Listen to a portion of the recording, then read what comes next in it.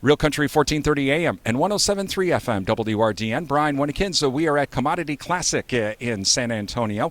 And thank you to our Commodity Classic sponsors, including Compeer Financial with locations in Mondovi, Arcadia, and also Baldwin. And a Silo of Durand, the Animal Wellness Center of Buffalo Valley, Wisconsin Corn Growers Association, and Andy Grebner, our Credenz Seeds representative serving Wisconsin.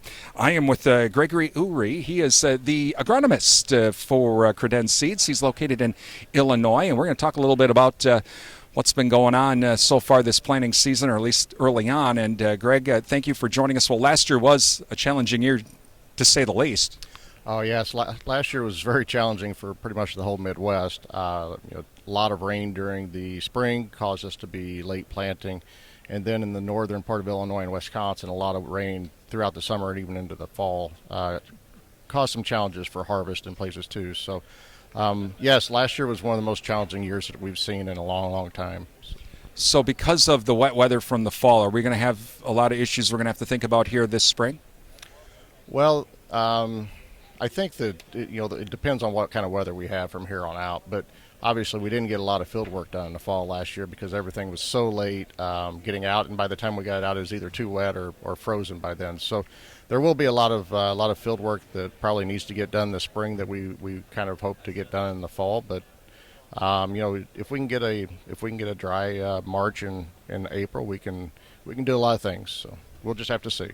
What are some of the things that producers are going to have to do?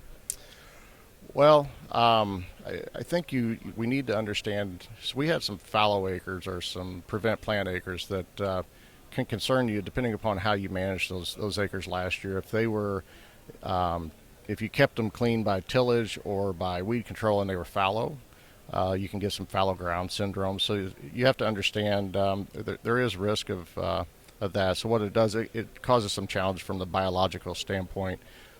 So you may want to think about some biological products in cases where you have that. What we do see though is it's probably less impactful on soybeans than it is corn.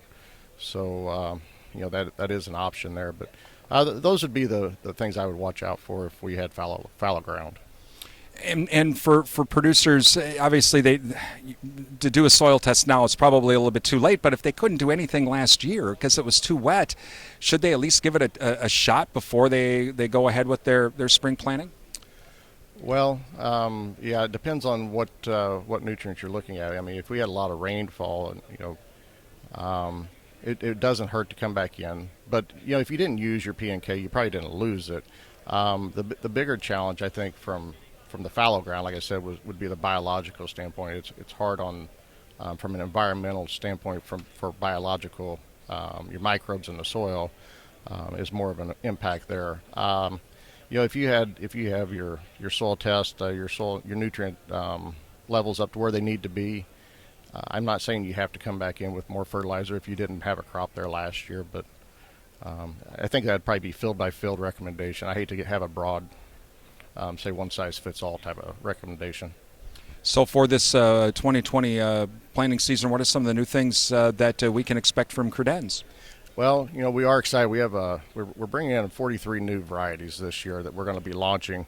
And the reason we're bringing them in is we need soybean varieties that can fit every acre. There's a lot of different challenges, a lot of different soils, and we brought in a lot of new varieties that can fit those. If you think about some of them in Wisconsin, 1660 and 2040 both fit really, really well. Very strong white mold tolerance to fit a lot of those challenges that we face up in the Wisconsin area. And you can talk with Andy Grebner. Of course, Andy is our Credenz Seeds representative here in Wisconsin. We are at the Commodity Classic in San Antonio at the BASF booth. I'm Brian Winnikins for Real Country 1430 AM and 107.3 FM WRDN.